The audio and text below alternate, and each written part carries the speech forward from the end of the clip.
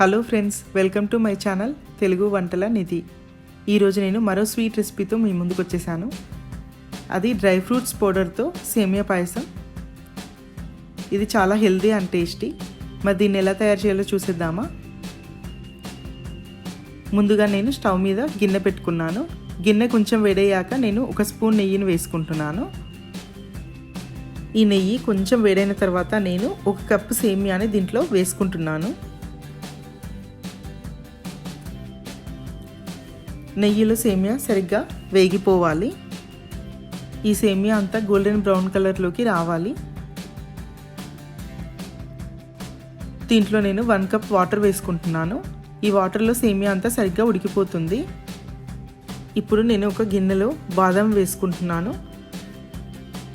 మీకు ఇష్టమైన dry fruits అన్ని వేసుకొని గ్రైండ్ చేసుకోవచ్చు. నేను ముందుగా బాదం వేసుకున్నాను. తర్వాత కొన్ని జీడిపప్పు పలుకులను వేసుకున్నాను. అలాగే కొన్ని పల్లీలను వేసుకుంటున్నాను. నేను కొన్ని నువ్వుల్ని కూడా యాడ్ చేసుకుంటున్నాను. నువ్వులు మీ ఇష్టం, వేసుకుంటే వేసుకోవచ్చు, లేదంటే లేదు.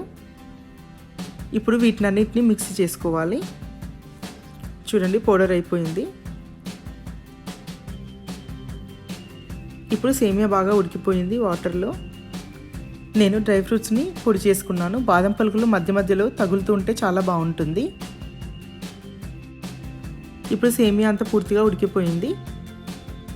నేను దీంట్లో పాలు యాడ్ చేసుకుంటున్నాను. నేను 1 కప్ పాలు యాడ్ చేసుకున్నాను.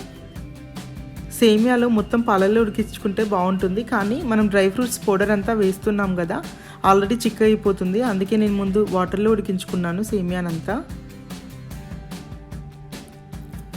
ఇప్పుడు పాలల్లో సేమియా బాగా ఉడుకుతుంది. నేను కొంచెం చక్కెర వేసుకొని ఆ పౌడర్ని చేసుకున్నాను. ఆ బాదం పౌడర్, చక్కెర, పాలు అన్నీ కలిసిపోయి సేమియాలు సరిగ్గా ఉడికిపోతాయి.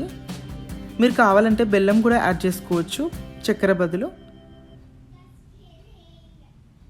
ఇప్పుడు పాలలో డ్రై ఫ్రూట్స్ పౌడర్ అంతా కలిసిపోయి చాలా చిక్కగా అయిపోతుంది. మధ్య మధ్యలో ఇలా కలుపుతూ ఉండాలి. మామూలుగా డ్రై ఫ్రూట్స్ అన్నీ నెయ్యిలో వేయించి సేమియా చేస్తాం కదా, ఇలా డ్రై ఫ్రూట్స్ పౌడర్తో ఒకసారి ట్రై చేయండి. ముందు నేను చక్కెర వేసాను కాబట్టి ఈ కలర్ వచ్చింది. ఇప్పుడు నేను లాస్ట్లో కొంచెం బెల్లం పౌడర్ వేసుకుంటాను, జాగ్రీ పౌడర్. నేను కొంచెం జాగ్రీ పౌడర్ లాస్ట్లో యాడ్ చేసుకుంటున్నాను. ఎందుకంటే మనం పల్లీలు, నువ్వులు వేసాం కదా, కొంచెం బెల్లం వేస్తే ఆ టేస్ట్ చాలా బాగుంటుంది.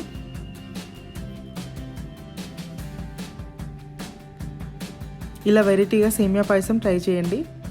ఈ రెసిపీ మీకు నచ్చినట్లయితే please like, share and subscribe to my channel Telugu Vantala Nidhi. Thank you for watching.